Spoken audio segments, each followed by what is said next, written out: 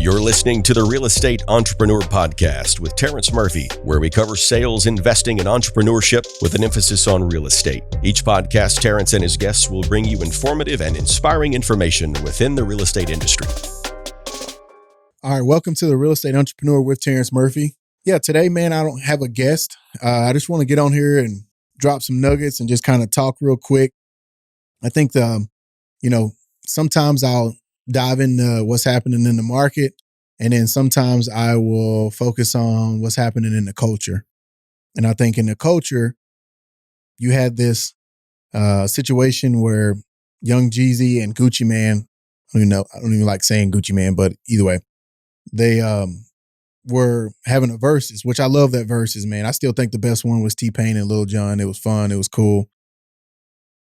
But I think he made a comment about, my $10,000 outfit and my $100,000 jewelry or whatever. And young Jeezy responded and said, hey, but like nobody's talking about that anymore. He said, I'm not even from Atlanta and I own half of Atlanta.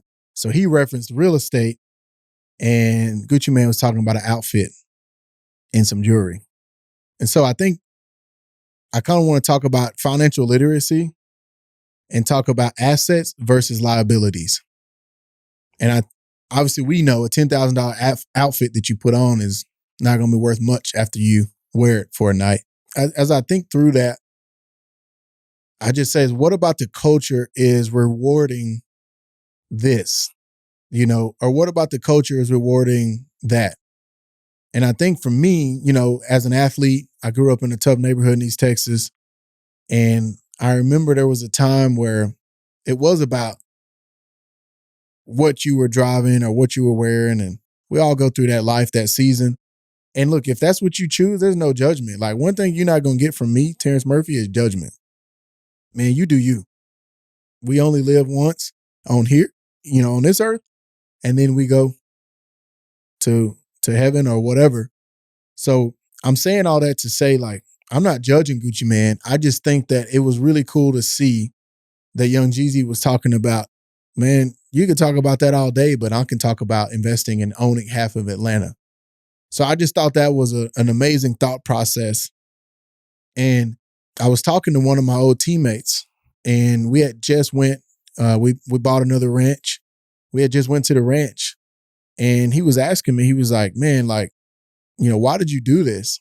And I told him, I said, I refiled a couple properties, and, my dream one day, I'm big on cars. I've really obviously toned that down. I got a wife and kids and businesses, but I would love to have went and bought a Lamborghini Aventador, but I went and bought an 80-acre ranch with that money. And so it goes back to assets over liabilities. Now we know you can get the person who can pick this apart and say, well, some cars do appreciate. Yes, they do. But that's when you get into the $2 million cars, the LaFerraris, and the list goes on, right? The Bugattis, whatever. But most cars on average, the day-to-day driver, Honda, Chevy, Ford, depreciates as soon as you pull it off the lot. So I wanted to talk about that because, assets and liabilities, Robert Kiyosaki talks about in his book, Why the Rich Get Richer, which is his kind of newest version of Rich Dad, Poor Dad. He talks about, it's not an asset unless it's paying you. And man, that really was like something that like really like changed it for me. He's like, unless it's paying you, it's not an asset. So there's always a debate about, is my personal home an asset? And like he says, is it paying you? Is my car an asset? Is it paying you? That means, is it paying you? Is it creating cash flow? If it's not, then in his mind, it's a liability. And so I kind of added a next progression to it. Not only is an asset paying you cash flow, but is it appreciating? Because you can have an asset paying you, but it's depreciating faster than you can keep up with what it's paying you. So I always like to say, is it paying you? So is it creating cash flow or passive income? Is it appreciating? And the next question is it something that is building equity? So those are the things I like to talk about. Because if it's not, if it's not creating cash flow, and if it's not, and it's costing you money, that means if you're paying into it every month, then it can't be an asset. So you need to readjust your balance sheet. And a lot of people are like, well, why do I care about my balance sheet? Man, this is something I wanted to talk about for a while. Growing up, it was all about, credit. Oh, you got to have great credit. You got to have great credit. And it's like, credit is awesome. You do need credit. Like, you really do.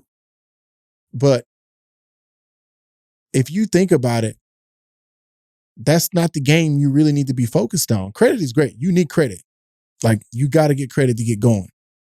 But the thing that I really learned about this game, the investment game, the tracking the net worth game, the balance sheet game, is how many times have you heard someone talk about Jeff Bezos, Mark Zuckerberg, whoever? How many times have you heard somebody talk about their credit?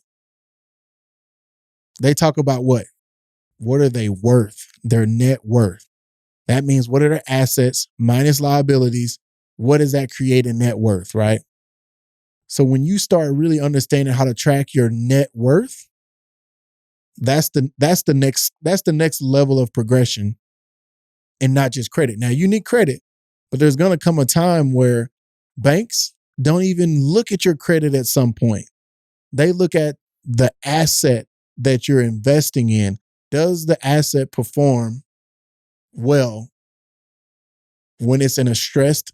Because you hear banks say, well, let me put it through a stress test. A lot of people never even heard what a stress test is, because they're so focused on the asset, the small apartment complex, the packaged duplexes, the commercial strip center, whatever you're looking at.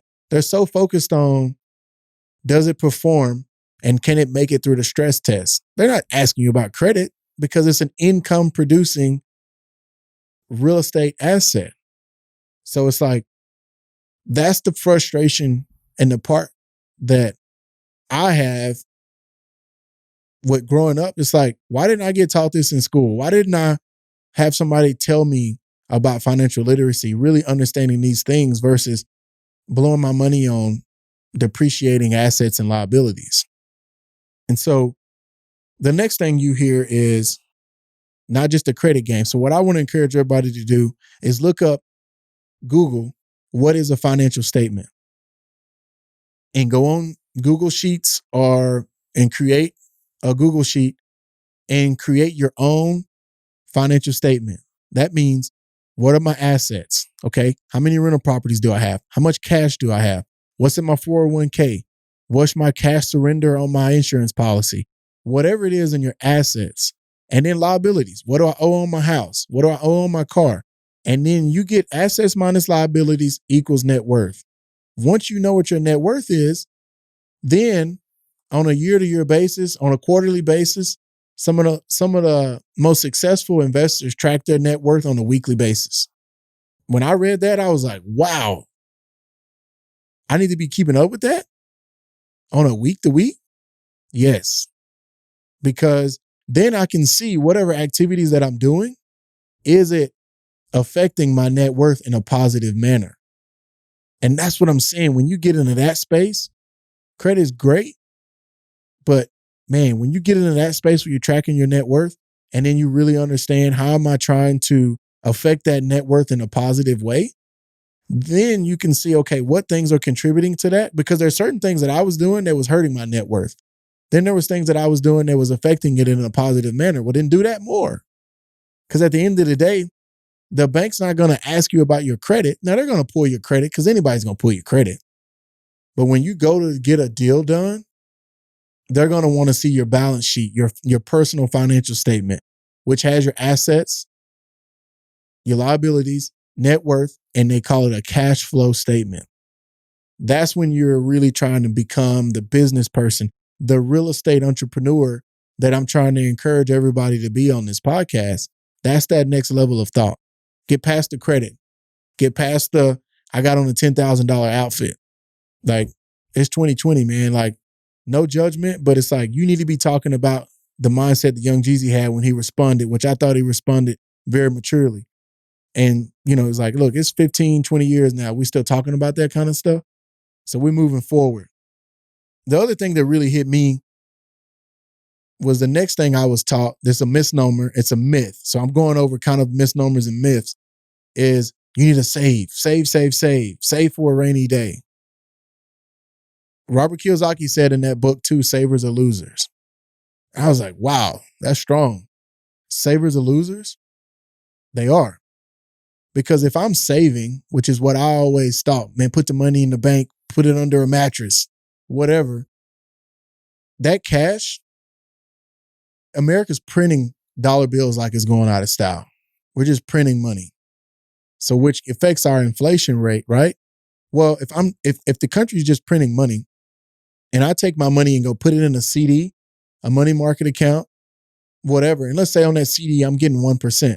I put 50 grand in there, 100 grand, whatever. If I'm only making 1% on the CD, then I'm paying the bank to hold my money because inflation rates are 2 to 3% depending on year to year on average. That means my money is worth less than what it was when I put it into that CD. So when I like really understood savers are losers, and I was like, okay, I got to take the mentality that I have a career, which is selling real estate, building modern houses, whatever it is, but my money needs to have a career.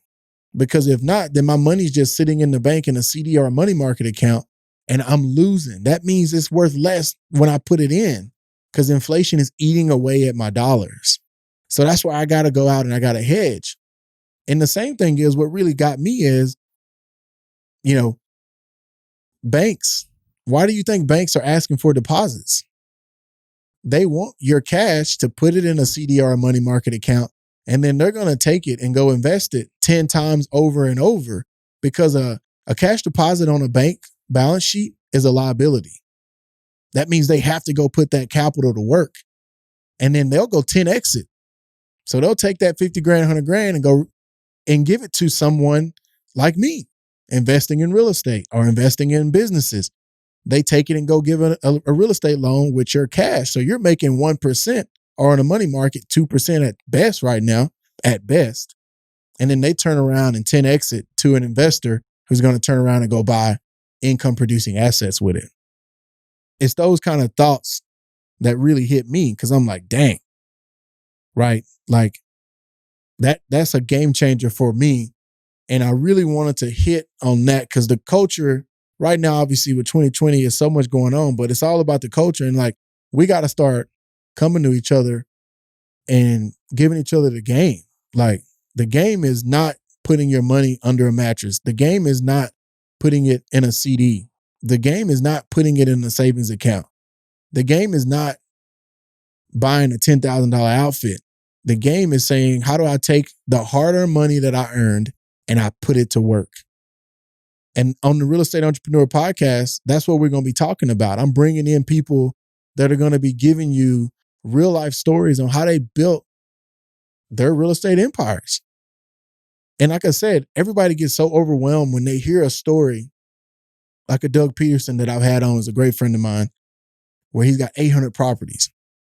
But like he said on the podcast, he started with one house. Me, I started with one $78,000 duplex, two actually. But still, it's like, you just got to get in the game and you got to start. And you got to shift your thinking because it's not the social norm to think the way that we're thinking. It's the reason why Robert Kiyosaki on the book said, why the rich get richer. Because they think differently and they're willing to blaze a trail that nobody's willing to go down and say, no, I'm not going to just work a job and put my money in a 401k. 401ks are great, but that's not the only place that I'm going to put my money, hoping and willing and guessing that one day when I'm ready to retire, that I can take care of myself.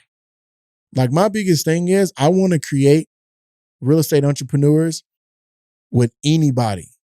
Age, gender, race, I don't care about any of that. Like my goal is to motivate you, inspire you, and to push you to go on your own financial journey, whatever that may be. You may not even invest in real estate. It may be in the stock market. It may be in commodities. It may be in oil and gas. Commodities like gold and silver. Whatever it is, you need to be putting your money to work and not just sitting it in a bank account, hoping and praying that you're going to get more than 1%. Because I guarantee you the banks are getting more than 1% on your money. They're gonna lend it out 10x, which more power to them. But that's just something I wanted to talk about. And we're gonna dive into those things as we get further along in the podcast.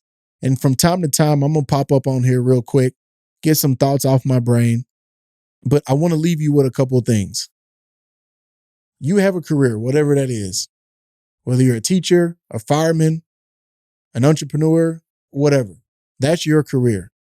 Great. Now, what is your money's career going to be? Like, what are you going to invest your money in? I'm always blown away by some really successful people. Like dudes I knew in the locker room, some of those guys were making crazy money. I never got to that. People just hear NFL and they think I made all this money. I didn't. I did okay. It was a start on life. But remember, I got injured my rookie year, 5-6 games into my career. I got paralyzed. And so I didn't make second, third, fourth contract type money. So as much as people think I'm this NFL guy, I played 22 years for free. I made money 1 year of my life playing football. So my story really resonates more with how did I hustle at 23 years old? I had a start on life. I had a nest egg, but how did I hustle from that point going forward? Because I didn't make the multi-million dollar contracts. So I'm saying that to say, we can all figure out this financial literacy roadmap. And whatever your journey is, I just want to encourage you. Here's one of the things I've heard a lot of people say. The average millionaire has 7 income streams. I don't even like the word millionaire, because what is that? Like, what is a millionaire? You made $1 million, or you have $1 million in net worth, or you have $1 million in assets. You can circle that around a million different ways.